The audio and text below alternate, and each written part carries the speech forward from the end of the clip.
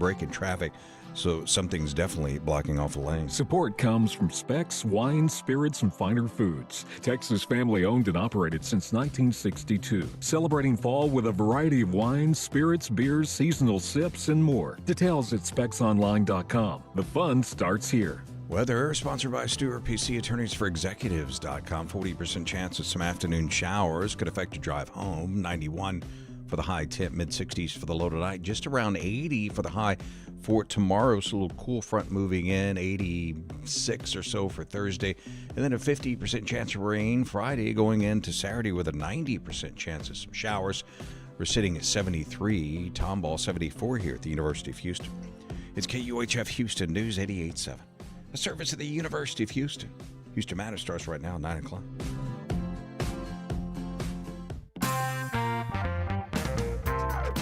Democrat-led cities across the country have been under increasing pressure from the Trump administration this year, but so far not Houston.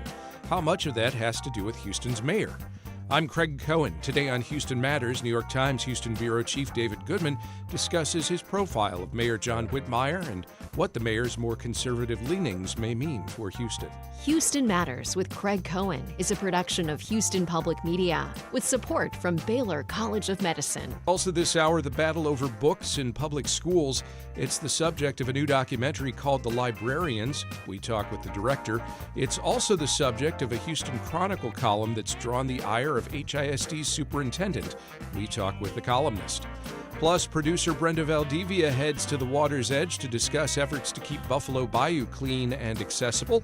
We'll start with a news update from NPR and News 88.7. Stay with us. Live from NPR News in Washington, I'm Corva Coleman. A federal appeals court has ruled President Trump can deploy National Guard troops to Portland. From Oregon Public Broadcasting, Conrad Wilson has more. The decision overturns one of two temporary restraining orders issued by a lower court judge blocking the federalization and deployment of the National Guard to Oregon. Jessica Levinson, a professor at Loyola Law School, says the majority of the appeals court found the president's authority shouldn't be questioned over concerns such as an inability to carry out federal law. What a majority of the panel concluded is that the district court judge had essentially substituted her judgment for the president's judgment in an inappropriate way. In a dissenting opinion, an appeals court judge warned the majority was eroding constitutional protections, such as the right to protest the government and state sovereignty. For NPR News, I'm Conrad Wilson in Portland. But it's not clear National Guard troops will be deployed right away. Oregon Democratic Governor Tina Kotek says the appeals court ruling does not apply to a second restraining order by the lower district court judge. That order also blocks the troops' deployment. The governor says unless the second order is also overturned, National Guard troops still cannot be deployed in Portland.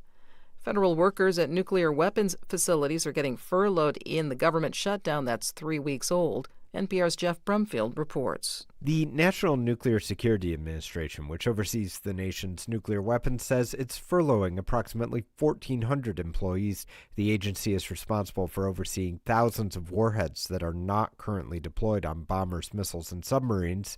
According to an Energy Department spokesperson, the furloughs are due to the, quote, Democrat shutdown.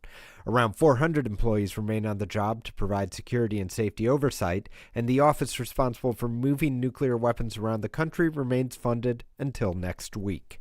Jeff Brumfield, NPR News. Stocks open mixed this morning as investors sift through a flurry of new earnings reports. NPR's Scott Horsley reports the Dow Jones Industrial Average rose about 23 points in early trading. Coca-Cola's stock popped after the company reported better than expected quarterly profits. Sales in North America were flat, but Coke notched gains in Europe, Africa, and the Middle East. General Motors sales jumped in the most recent quarter thanks to strong demand for gasoline-powered pickups and big SUVs. GM now says President Trump's tariffs will be a little less costly than initially forecast. GM's bill for import taxes this year is expected to run between $3.5 and $4.5 billion, down from an earlier estimate of up to $5 billion. And streaming giant Netflix is set to report earnings after the market closes this afternoon. Scott Horsley, NPR News, Washington. On Wall Street, the Dow is now up about 30 points. This is NPR News. Support for NPR comes from NPR stations.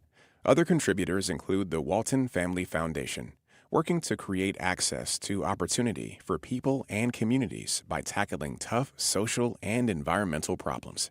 More information is at waltonfamilyfoundation.org. Live from News 88.7 in Houston, I'm Matt Harab. With early voting for the November election now underway, Governor Greg Abbott will be in Cypress this afternoon, encouraging residents to get out and vote. The Cy-Fair ISD School Board has 3 seats up for election this year. Back in 2023, the board gained a 6-1 conservative majority and implemented a number of right-wing policies like Bible-focused elective courses and aggressive book banning practices. Cypress Tomball Democrats plan to attend today's event and protest what they call the governor's, quote, anti-public education agenda. 4 rainbow crosswalks in the Montrose neighborhood symbolizing support for the LGBTQ community have now been removed for over 24 hours. This morning, though, we went to check out the street again and found that rainbow colors have been laid down in chalk on the sidewalks around the crosswalks. The actual street is still clear of rainbows, though. News 88.7's Michael Atkinson has the latest from local officials. With the rainbow crosswalks at Westheimer and Taft gone, community advocates are asking, what's next? Houston Mayor John Whitmire says he wants to find other ways to display LGBTQ pride in Montrose. But he told the reporter Monday he doesn't want to draw attention to other murals, like the Black Lives Matter mural outside Yates High School. How are you going to address it? Because we're not addressing it right now. In fact, unless you say about it, but that. A Metro spokesperson said they wouldn't know how much taxpayer money it cost to remove the rainbow crosswalks until after the work was done. In Houston, Michael Atkinson, News 88.7. And no injuries have been reported after a train went off its tracks in Waller County late yesterday. In total, 17 rail cars on the Union Pacific line exited the tracks. People were told to avoid the area late yesterday. It's not clear how the derailment occurred. The contents of the rail cars, though, were seen spilling off the sides onto the tracks. 74 degrees right now here on the UH campus. We're set up for a high close to 91 today. Could get some rain, 40% chance of that, and then we'll cool down tomorrow. High of just 82 this Wednesday. I'm Matt Harab, News 88.7. This is Houston Matters. I'm Craig Cohen. Good morning. Thanks for joining us here on News 88.7 and on our video stream on Houston Public Media's YouTube channel. Coming up this hour, the battle over books in public schools. It's the subject of a new documentary, as well as of a recent Houston Chronicle column that drew the ire Monday of HISD Superintendent Mike Miles. We'll talk about all of that. Also ahead, we discuss efforts to keep Buffalo Bayou clean and accessible, and we visit the latest Southern Smoke Festival. But first, Houston Mayor John Whitmire has been in office for nearly 2 years now. The veteran lawmaker spent decades in the Texas Senate and is now leading one of the nation's largest and most diverse cities at a time when many Democratic mayors across the country find themselves under intense pressure from the Trump administration. David Goodman is a reporter for the New York Times. He profiled Whitmire for the Sunday Times, exploring how the mayor's long political career and old-school style are shaping Houston's present and future. And he's with us this morning to talk about it. Good morning, sir. Good morning. Thanks for having me. Mayor Whitmire was known for working across the aisle as a state senator, something that he would say he continues to do to this day. He has a good relationship with Lieutenant Governor Dan Patrick. He recently was a special guest for a fundraiser for Congressman Dan Crenshaw. These are notable Republicans. Are there many politicians in the country that operate like Mayor Whitmire does? I mean, there are fewer and fewer that we see today, and that's part of what Mayor Whitmire would say is the problem in our politics, that there's not enough willingness to reach across the political aisle and try and find, allies and solutions that everyone can agree on. But obviously that's been quite disconcerting for Democrats in Houston, a city that is majority Democratic, that their mayor would be seemingly more interested in these kinds of relationships than maybe doing the policy changes that that Democrats in the city might want. But that's been something that attracted my attention and the attention of folks outside the city to Mayor Whitmire is that does he provide some kind of model or at least a different way of going about governing a large American city, different than what you might see in New York or in Chicago or in LA. So that was sort of the reason to spend some time with with him and see kind of what is he all about. And again, this is not a new phenomenon with him. You can point to a variety of things, and you do in your reporting. Among them, Mayor Whitmire, when he was a state senator, he broke with Democrats and returned to Austin to end the party's first major walkout over redistricting back in 2003. So as you point out, the progressive wing of the party is critical of his politics, but does he have a wider appeal to traditional Democratic voters? I mean, he didn't win Democrats, a majority of Democrats when he ran for mayor. So I don't think we can say he's sort of won over most Democrats with his approach. But, it was interesting to me, his City Hall office has a photo of him during that walkout in 2003. And I thought that was pretty telling. He really takes a lot of pride in the way that he stood apart from his party and sort of blazed his own trail. And this is someone who's been in politics in Texas for 50 years. So he's been in the party and in the state since Democrats were in control, and has a very long sense of what it means to be a Democrat in Texas. And it was interesting as I tried to get him to talk about what kind of Democrat are you? How do you see yourself? Do you see yourself as a moderate? And he really wanted to take, for reasons that only he can explain, the label of progressive Democrat, which I think most progressives would say he is not. But he points to his support for the LGBTQ community, for civil rights, his history of supporting labor unions as ways in which he actually is a kind of progressive Democrat, and that the party itself has moved away from where it used to be, and that he no longer really recognizes that part of the party, but that he's always stayed true to his core. That's his explanation anyway. That's his explanation. To some on the left, they would say, no. Actually, he is the one that has either moved increasingly right or was always this conservative, that all that we're really seeing is that he is the term that gets used as dino, a Democrat in name only, that he's always really been at the very least a conservative Democrat, if not really maybe pretty much a Republican. That's how at least a lot on the left characterize him. Progressives in Houston may not be happy with some of the decisions that he has made since being elected mayor. On the other hand, and this is the piece that I find interesting in light of the political dynamics we're seeing at the national level these days, does it potentially shield him and in turn Houston from some of the pressure that's coming to bear by the Trump administration to other cities that are led by Democrats? That seemed to be his major thought in not wanting to make a loud protest on some of the things that it sounded to me, at least in conversation with him, that he did object to. He won't say he doesn't think National Guard should be sent into cities, but clearly that was where he was staking his personal views on the matter. And I think he would say and has demonstrated that he's not willing to stand up in public and take vocal stances against the Trump administration because he doesn't want to invite that kind of intervention from the federal government. And so far, it's worked. But I think it's a hard argument to make because we haven't seen any reason for the federal government to take a look at Houston, and especially a red state governed by Greg Abbott, a close ally of the president.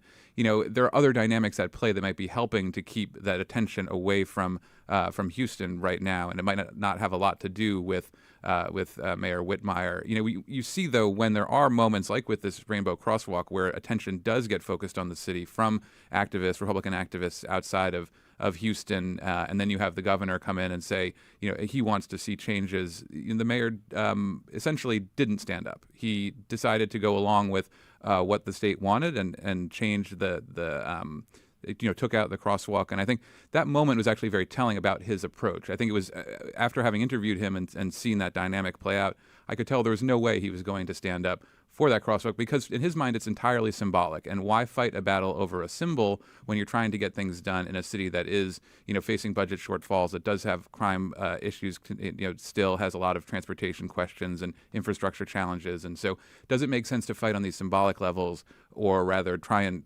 keep a low profile and focus on the day to day? I think the bigger question is how much he's succeeding on that, and on that level I think the jury is still out. I could also see how some would characterize that on the one hand as, well, that's practical, and on the other hand, what's the point of electing an official who won't stand up for things, whether they're symbolic or otherwise?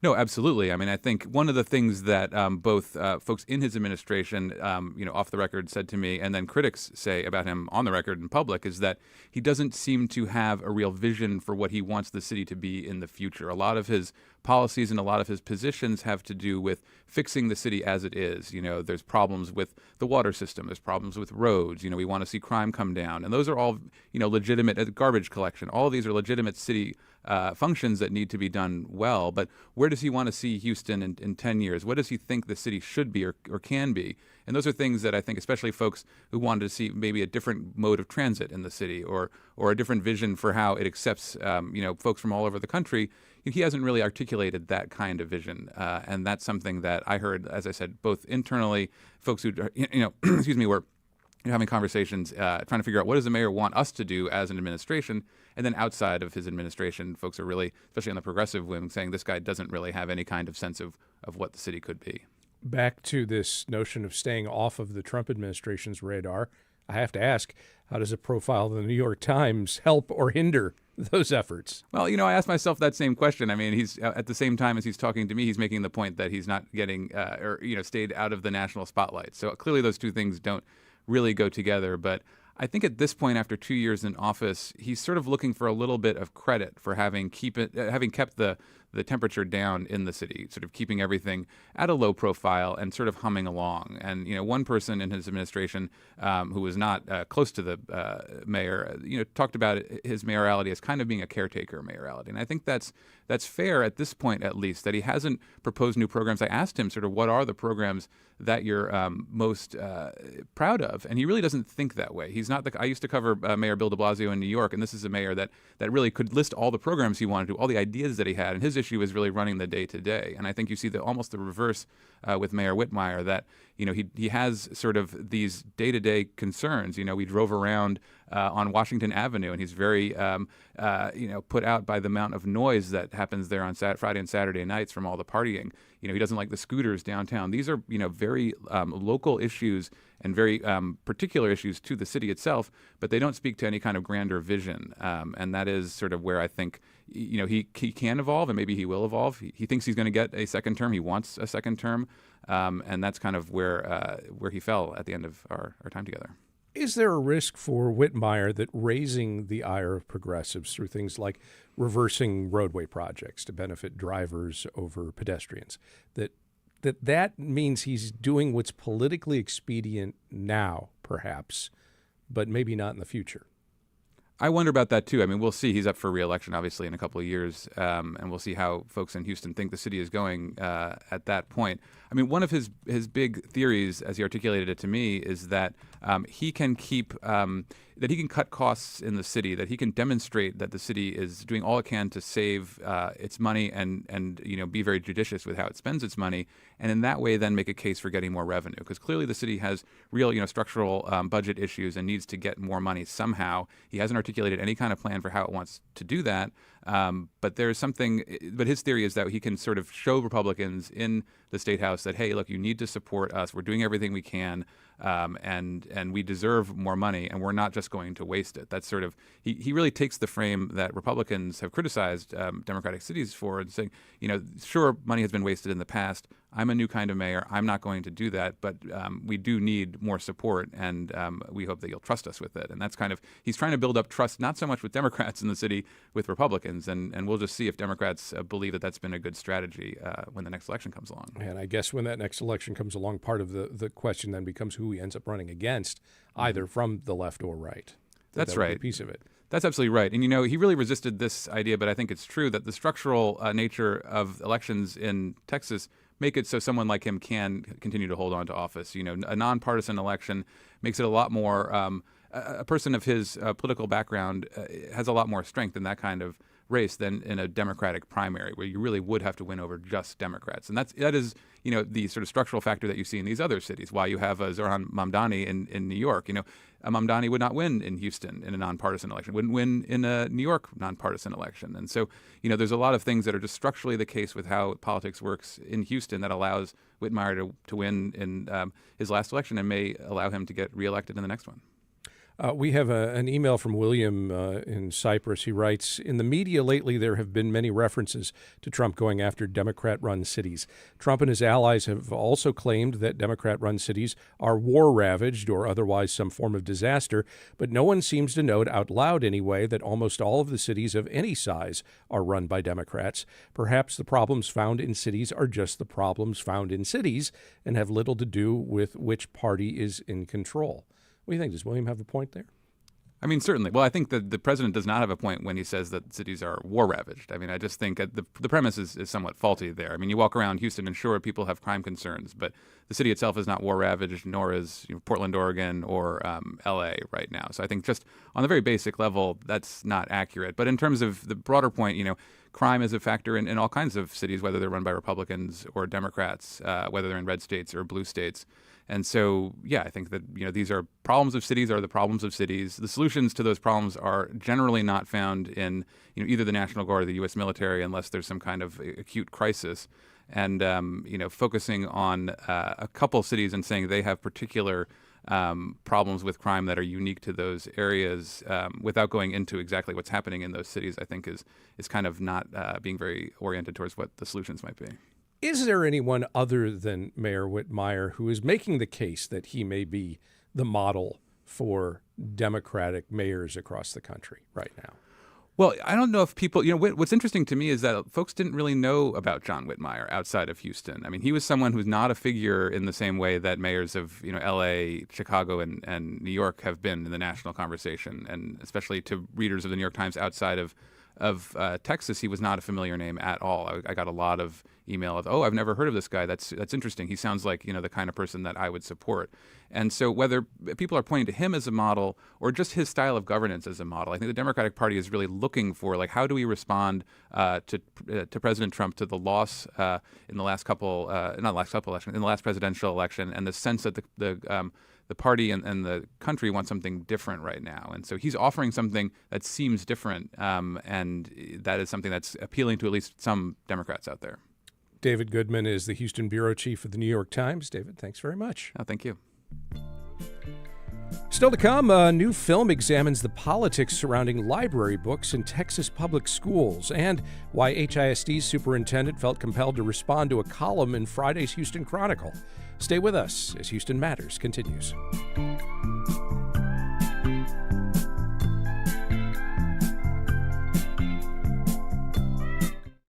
Hello, I'm Bob Maniger from the Ed and Jean Matthews Foundation. PBS has been a part of our family for generations, and we are proud supporters of Houston Public Media. From PBS Kids programming that supports children and their parents to PBS NewsHour that we rely on to learn about what's going on in our world. Your support keeps PBS available for our community across Greater Houston. Give now at houstonpublicmedia.org/donate. And he lit a bunch of candles, and instead of doing the lesson, we just listened to Vincent Price for like the next hour and a half, and I was hooked. The poem I'm going to read is Aguacero, which is translated into like doused in water. And this was just a poem a little bit right after Harvey had stopped its 12-hour deluge. Even though there was lots of water everywhere, people were just finally happy that the rain had stopped. And there was just a little bit of sunlight. Aguacero. I think I read in the Washington Post that if you were to take all the water at the time of the article's publication, 9 trillion gallons of water that fell on this bayou city and spread that across, the water would fill the whole country 3 pennies high. And the next day, that is all I could find. Bronze faces waiting in the street, brown faces clinking around the gutters, bits bouncing off my roof, coins warping all the branches, a heavy that cracked the road, a soak that weighed down my boots. I still have a metal taste in my mouth. Perhaps I shouldn't have stood outside so long, watching this neighborhood fill up, but I was thirsty and the banks closed. And I was hungry and my pockets crested empty. I am glad we started collecting pennies together. We can pass those out to hands that need them, to the mouths that need feed. Cover the wishes we're told along the way. I'm poet Lupe Mendez, and you're listening to Houston Matters. Hey, remember earlier this decade when there wasn't much traffic on the road? Gasoline prices plummeted as demand dropped off the map. Well, right now, oil prices have fallen to levels not seen since COVID days. Why? And what does that mean for Texas's critical oil industry, to say nothing of prices at the pump? We'll have a closer look and much more on the next Texas Standard. This morning at 10. Did you know that you can leave a legacy gift for Houston Public Media larger than you ever dreamed possible in your lifetime? To learn more about estate planning, call 713-743-7714 or visit houstonpublicmedia.org/legacy. Support for Houston Public Media comes from listeners like you and from Baylor College of Medicine. Through research and innovation, Baylor continues to redefine what's possible in healthcare and medical discovery. Support comes from Children's Museum of Houston, presenting Faithful Friends, an exhibit exploring understanding and friendship, where kids discover that while faiths and beliefs may differ, kindness and friendship are universal. More at cmhouston.org. Support for Houston Public Media comes from listeners like you and from Texas Mutual Insurance Company, a workers' compensation provider committed to helping Texas communities and emphasizing safety. More at texasmutual.com/TexansGetIt. This is Houston Matters. I'm Craig Cohen. On Friday, Houston Chronicle senior columnist Lisa Falkenberg wrote about some HISD early elementary school teachers, current and former, who are frustrated by Superintendent Mike Miles' new education system.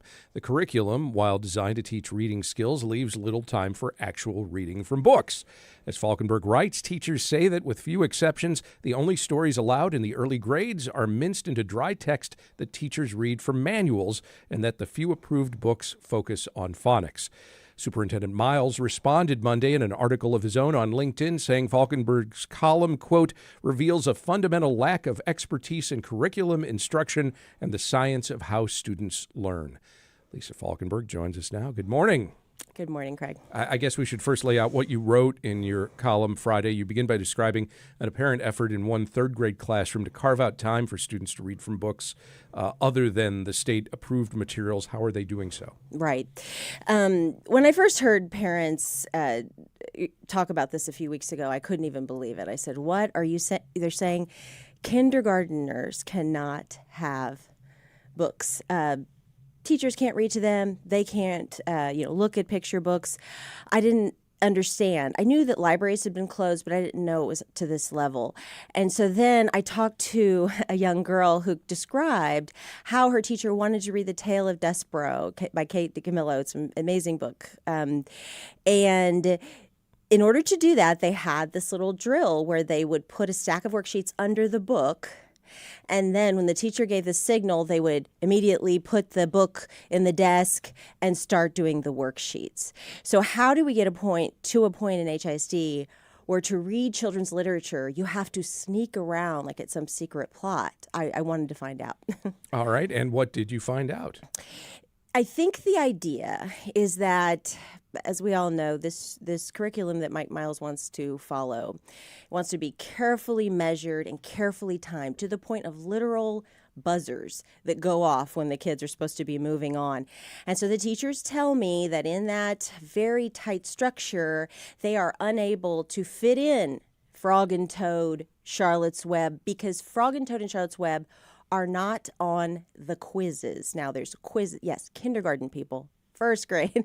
After every lesson, there are quizzes called DOLs, demonstrations of learning, and those test the kids on the content that is in the curriculum. So if you take a minute to read some inspiring, book by E.B. White, you are potentially risking your student not passing that quiz, and teachers now are judged on the performance of their students. Their salaries could go down. Their very job security could be at risk. It's been widely reported already how structured this new education system is. It's also been widely reported that test scores have risen since Miles took over and started incorporating this. So what's the problem with simply buying into that system and effort? Mm-hmm. And, I still don't have a clear answer for you, Craig. Every single person I've interviewed, dozens over the past couple of months, I asked that question. Some just say they don't trust the test results, that the way they're being calculated this year is conveniently different than they've been calculated in past years. So they say, if last year you had to get 16 right and this year you had to get 10 right, how can you say that so much progress has been made? Others, such as some of the teachers I've interviewed, say, well, it's because we're sneaking around and we're still doing the things that we know we need to do to teach literacy. And when the administrators walk in or the evaluators walk in, we do the dog and pony show. I personally think that some of these changes are good. I mean, and a teacher told me the other day, we can say you can't be a bad or lazy teacher in HISD anymore. Not that we had so many of those, but you can't do that anymore. But the problem is we're losing the great teachers. We're losing the good teachers. We are tying the hands of the effective teachers. That's the problem. So you can look at the scores and even ask, what do those scores even show us? If a kid can pass STAR, does that mean this kid can read on a certain level? Does it mean that they are going to be lifelong readers and learners? And that's my concern. You can teach reading like a technical skill, typing, okay? You can read. Okay, you can decode. There's a lot that goes into reading. It's very complex. But there has to be an emotional connection to books in order to continue to read throughout your school career and your life. How many of us can remember our fifth grade teacher? I remember my sophomore teacher in high school reading Ethan Frome, and it is like one of the most important experiences of my life, reading Edith Wharton aloud. And it creates a fire inside of you, especially for us writers. And I think it is such a disservice to our young people to deny them of that. I am not saying, let me just clarify, I am not saying that phonics are not important, and phonics have been de-emphasized for too long in this country. Miles and people who believe like he believes think that we need richer content, more rigorous discussion of history and science early. Great, let's do it. More phonics, explicit, systemic instruction of phonics. Great, let's do it. But let's have some time for the joy of reading. Let's have some time for literature, or else what's the point? Why would kids want to continue to do this thing that for some of us who have trouble reading, it is kind of a hard thing to decipher all this weird language. Why would you even want to keep trying to do that if you don't understand the joy or the opportunity or the inspiration that goes with reading? All right, so Superintendent Miles on Monday responded to your column. And first, I guess we should note, he characterized it as an article and you as a reporter, and we should make the distinction. You're a columnist offering an opinion, but that there is reporting within that column. Right. Is that a fair characterization? Right. Okay. As I said, he wrote that your column, quote, reveals a fundamental lack of expertise in curriculum instruction and the science of how students learn. He then further shared a statement from the district attributed to him, which called your column intentionally misleading, built solely on emotion and an affinity for outdated and discredited teaching practices. What do you say in reply? Well, I think some of what I just touched on is what he's trying to say. He's trying to say that because I want, and these teachers, not just me, I am writing what teachers, parents, and children are saying in this piece. It's very heavily reported. It's not just a bunch of opinion. But what he's trying to say is misleading too. He is saying that because I want, and these people want, literature in the classroom, we don't want phonics, or we don't want rich content. How much can you learn in Charlotte's Web about agrarian life, about life and death, about, animals and relationships? That's all background knowledge. That's all really rich. To me, that's worth investing in. And so, no, the science of reading is what he says he follows. I have interviewed one of the pioneers of the science of reading, Marianne Wolfe, who says if you're not using books, if you're not using literature, you're not doing it right. And I'm sorry, but some of the, quote, books that they listed are spiral-bound teacher's manuals and, I use Bob books that teach my own kids decoding books, and, Dot sat on a mat it has a place in this world, okay? My middle child said, Mom, what is happening in this story? Who writes this stuff? Who cares if Dot is sitting on a mat? But there is a place for that kind of practice. But that is not what we're reading to our kids at night. And you have to ask, for families that aren't reading to their kids at night, for families who don't have books in their home, where are they going to get that exposure to literature, to, it's about learning about characters, it's about empathy, it's about socio-emotional development. These teachers are beside themselves. One teacher told me, Mike Miles says that we have lowered our expectations for children, brown and black children especially.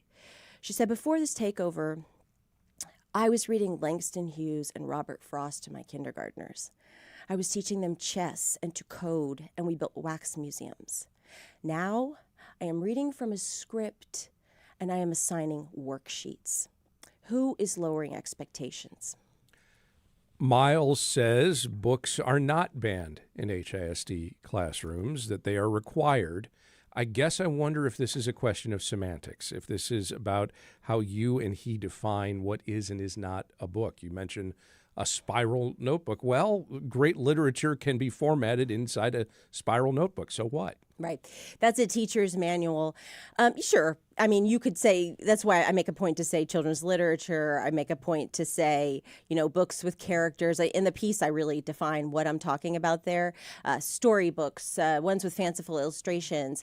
The problem is we have a lot of nonfiction, fact-based pieces with some of them with appears to be some kind of antiquated AI imagery that's not compelling to kids. The impact on these kids is not like it is when you're reading, Dr. Seuss or C.S. Lewis. It is kids falling asleep, behavioral problems, kids asking to go home, kids telling their parents they don't want to go to school. That tells you the difference between the, quote, books he's talking about and the books I am talking about that can hold a crowd of kindergartners. I have one. I know what he's interested in. And that's another thing, interests. Really great teachers, you may know, Craig, you had a few. Listeners may have had a few. They say, hey, Lisa, what are you interested in? Oh, you really like zebras this week? You really like dinosaurs? My kids are really into dinosaurs. Let's go get some books on dinosaurs. Because when you are reading what you are interested in, wow, it's magic. You want to read, okay? If we're reading about Dot and the mat, if we are reading about Chicken Little, all that stuff has a place. That is not inspiring. It does not allow teachers, not script readers, does not allow teachers to tailor their lessons for individual children, doesn't allow the children to be seen and heard and inspired. To me, that is still something I want my child to have an experience. And frankly, my child is having that experience in HISD. I thank God every day for his teacher, for the school that he's learning in. I just want that for all children in HISD. There is a finite amount of time in a school day, and what the district is trying to accomplish does take time, and that time has to be taken away from something. So how do you balance it all out? Yeah, I mean, there's a lot of time. There's a lot of time that's being spent on, frankly, things that it seems the kids are not retaining. Because if you shove a lot of vocabulary in their faces, but you're not teaching that in a way that repeats it to a certain extent or makes it engaging or use what's called manipulatives so that children can hold things in their hands and they can understand, to me, a lot of that time is just being wasted. There is if you talk about efficiency and efficacy, let's do it right the first time, and then maybe you have a little less, that you're covering each day, but you're at least learning it. Because if you're not learning it to begin with, if it's going away, the kids are falling asleep, then how effective is that time anyway? Lisa Falkenberg is senior columnist with the Houston Chronicle. Lisa, thanks very much. Thanks, Craig. That column and Miles' response come just a month after a new law took effect in Texas governing what books could be in public school libraries. Senate Bill 13 shifts oversight of such material from school librarians to parents and school boards by creating parent-led advisory councils and giving school boards the final authority over what's allowed into libraries and classrooms and what must be removed. Such efforts to control what books kids can access in public schools is one of many examples of how politicized public schools have become in recent years, and it's the subject of a new documentary screening this week in Houston called The Librarians. That was my office. These are 2 books that I was asked to be removed, and I would not remove them. We were gonna pull books off the shelves, stamp, color purple. Yep, there's your nudity right there. Get rid of them. Get rid of them. This book was banned. I would like to know how the history of the KKK is pornographic. We have a movement within America that has decided that school boards are now where they want to push their agenda. This stuff is coming into your schools, and it's probably already there. Scenes there from the documentary The Librarians, which is screening now through Thursday at Houston's River Oaks Theater. Joining us now to talk about the film is Academy Award-nominated director Kim Snyder. Kim, welcome to the program. Good morning. Thanks for having me. You've been listening as we've been talking with Lisa Falkenberg about Houston ISD and how books are used by the district. Does it match or counter what your film presents is happening across the state of Texas? It was really informative. It definitely is complementary to a lot of what we explore in the film. And what she talked about that was so interesting to me was about the joy and the emotion. And I think something I've been thinking about a lot of why I think the film is hitting a nerve and connecting with a lot of people who remember stories that attracted them when they were small, is that it might have been in my life one of the first times that I experienced a feeling of agency, of independence, of wonder, and being able to make choices about what I was interested in, whether it be dinosaurs or Harriet the Spy. So it definitely, I was glued to her words. What led you to want to make a film about the fight here in Texas over books in public schools? Well, it started back in 21 when a state senator at the time, Matt Krause, released this list of 850 books.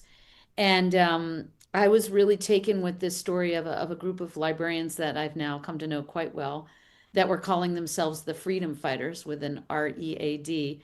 And they were concerned about this list and started to organize and really hear from librarians, not just across Texas, but well beyond the borders of your state, to say that this was all concerning and to organize. And so we've been chronicling them for about 4 years now.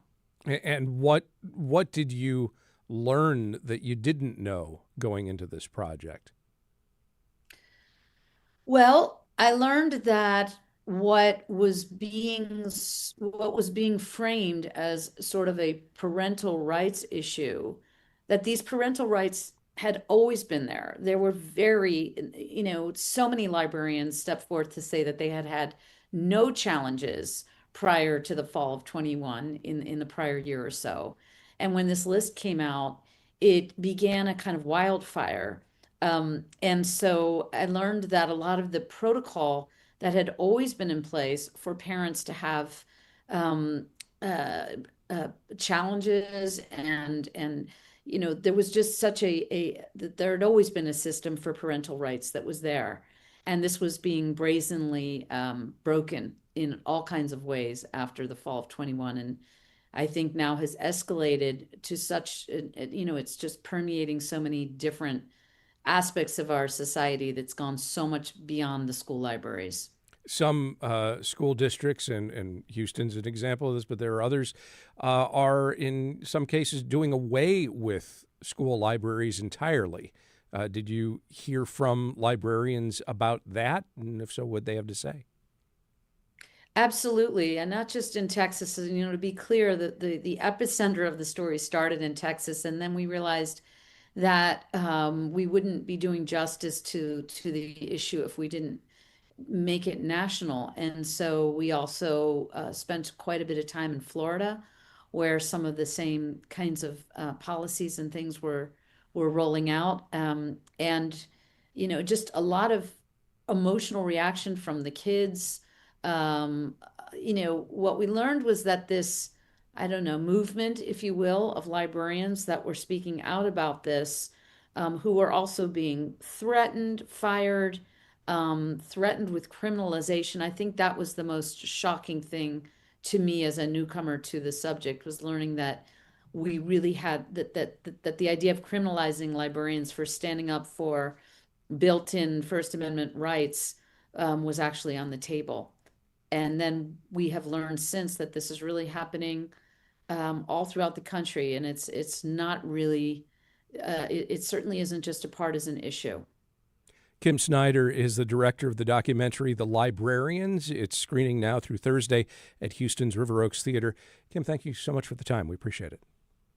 Thank you so much. And just ahead, we head to this year's Southern Smoke Festival. Stay with us as Houston Matters continues. Want to binge All Creatures Great and Small, catch up on Nova, or revisit Ken Burns' documentaries? You can with PBS Passport. With a gift of $5 or more per month to Houston Public Media, you'll get access to PBS Passport that lets you watch your favorite programs anytime you want. Support the programs you love and enjoy them on your own schedule with PBS Passport. Make your gift now at houstonpublicmedia.org/donate. And on the Houston Public Media app. Support comes from the Dan L. Duncan Comprehensive Cancer Center at Baylor St. Luke's Medical Center, offering comprehensive cancer care that is compassionate, personalized, and driven by clinical research. More at stlukeshealth.org/cancer. Support for Houston Public Media comes from Decamera, presenting an all-Schubert recital of solo piano and songs with baritone Matthias Gurna and pianist Daniil Trifonov. October 29th at Wortham Center. Tickets at decamera.com. Houston Matters with Craig Cohen is made possible in part by Ellen Benninghoven and Dr. Michael Schaefer, and with gifts from listeners like you. The annual Southern Smoke Festival returned to Discovery Green last week, bringing together more than 60 chefs, mixologists, and restaurant pros from all over the country, all raising funds for free counseling and financial assistance for those in the food and beverage industry. Houston Matters producer Brenda Valdivia was on site talking with the people behind the plates about how the foundation's mission continues to feed hope and how returning chefs are navigating big changes to their menus and their lives. My name's Kyle Nall. I'm the chef owner of Birch and Cassis in Milwaukee, Wisconsin. We always talk about, our jobs are supporting people, and with Southern Smoke, it's about supporting ourselves and everyone involved. And it's to me, it's hospitality at the core, and it's pretty amazing to see it and hear about it in person. Now, there are shows like The Bear and other, competitive shows that show like this really strong intensity and almost avarice between chefs and cooking and restaurants. There's not a lot of support outside of the restaurant community. How strong is the feeling of competition when you go back home to your restaurants?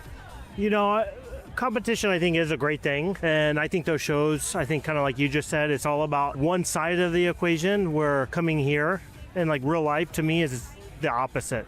I think those shows are awesome because it brings attention to our lives, but we're about hospitality, and that's like dropping my kid off at school, being hospitable to the parents there, to getting gas, to everything. Our life's about hospitality, and that's a part that I think the general public doesn't really see, and I think you get to see that here at Southern Smoke.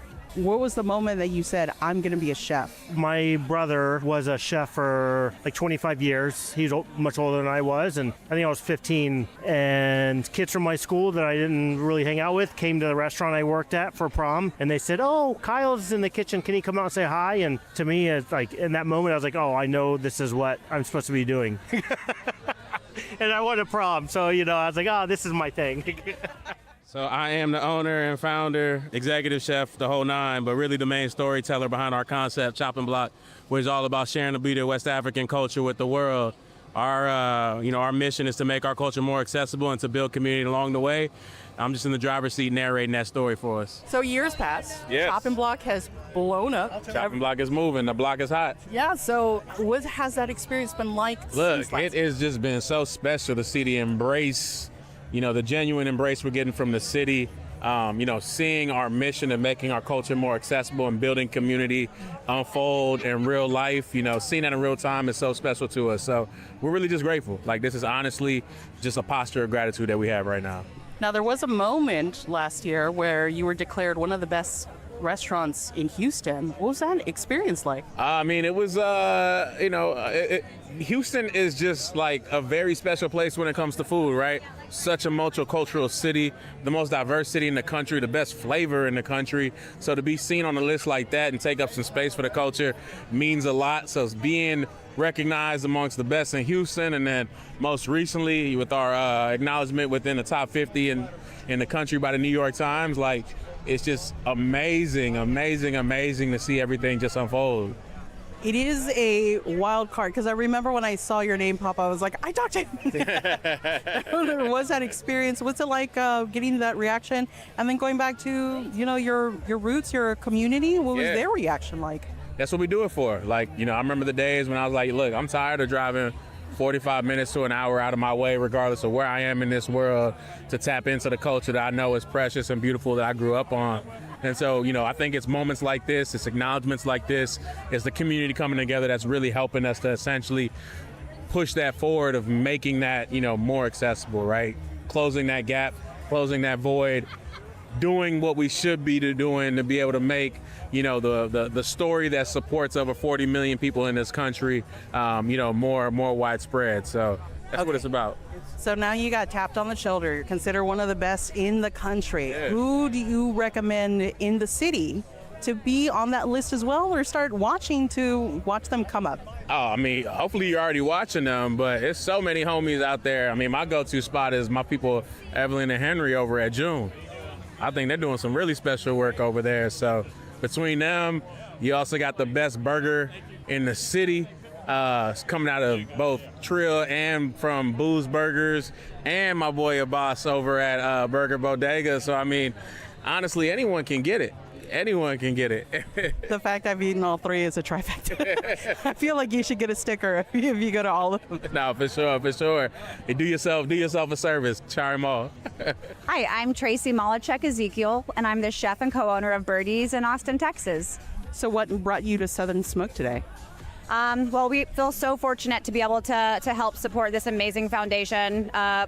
Chris and Lindsay are just true heroes of ours. I always call them the king and queen of Texas for how much they do for our restaurant community, and they're just such an inspiration. So we are just thrilled to be here raising money for a fantastic cause. So this is a little bit of Italy and Texas, my home state. This is a roasted sweet potato with walnut Parmesan cream and walnut gremolata, finished with a little bit of black pepper. Now, last time I was here, people showed up and showed out. There's a lot of creative dishes I never expected. What is it, a sense of competition that brings that together? Or is it more just kind of a celebration of the food you create?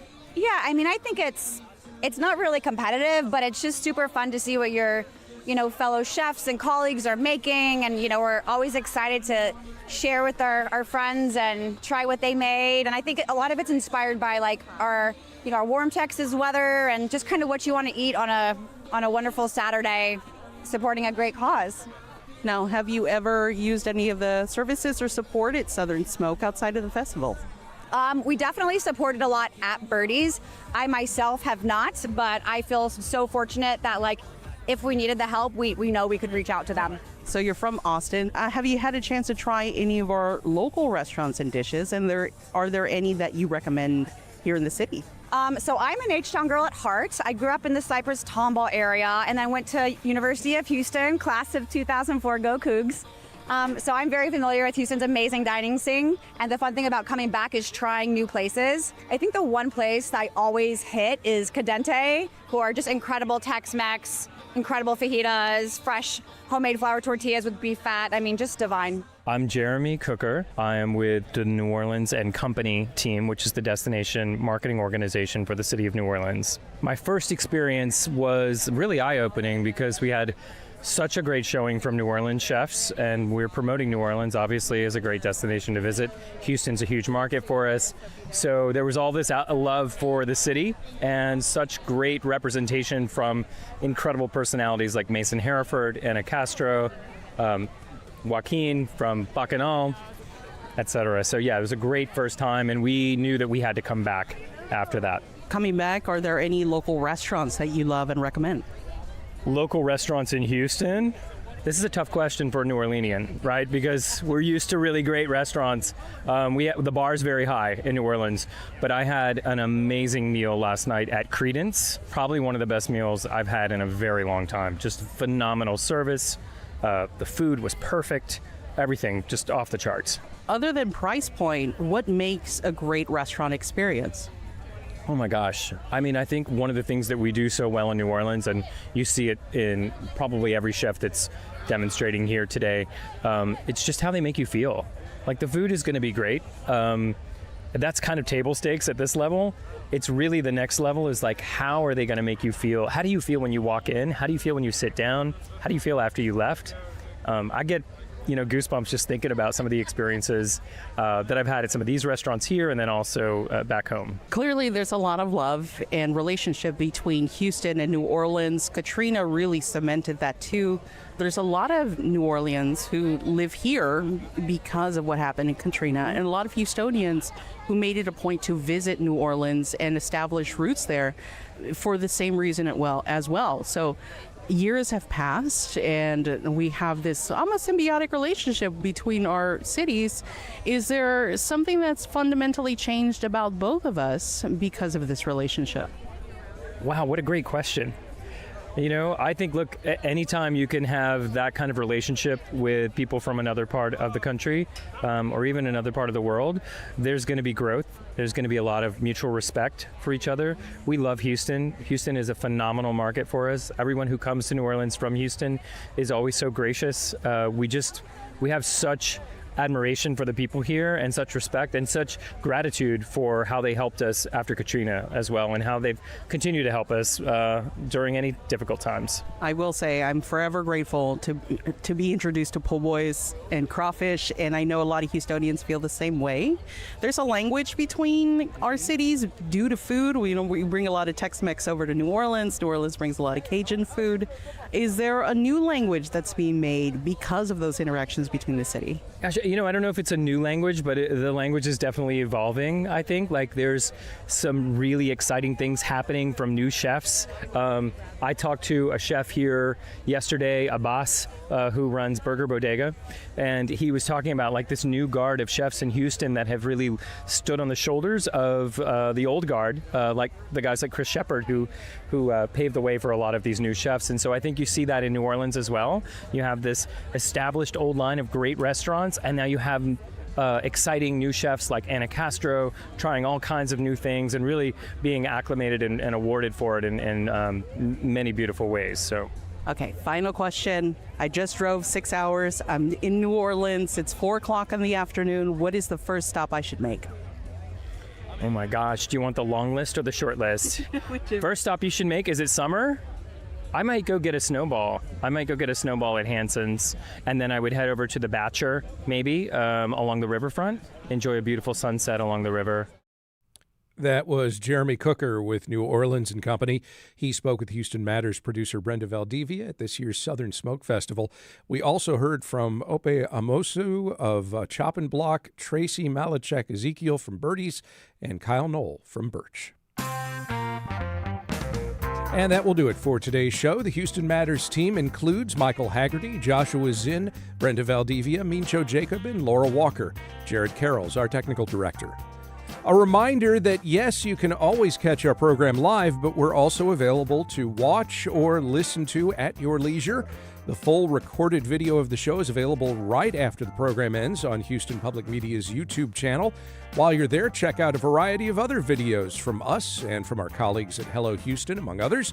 You can subscribe to the channel to have those videos automatically populate in your YouTube subscription feed. And if you can't or don't want to watch us, you can listen at your leisure on your favorite podcast app. Again, subscribe and we'll show right up in your podcast feed. On tomorrow's show, the latest developments in politics in our regular Wednesday political roundup. Also, Harris County Public Health on fentanyl and other substance use trends in the county. Plus, ghost stories of a different sort. We learn about a new play being presented by the Ensemble Theater that transforms the stage into a ritual space of memory, mystery, and survival. We meet the folks behind Of a Darker Hue. I'm Craig Cohen. Join us tomorrow for those and other Houston Matters.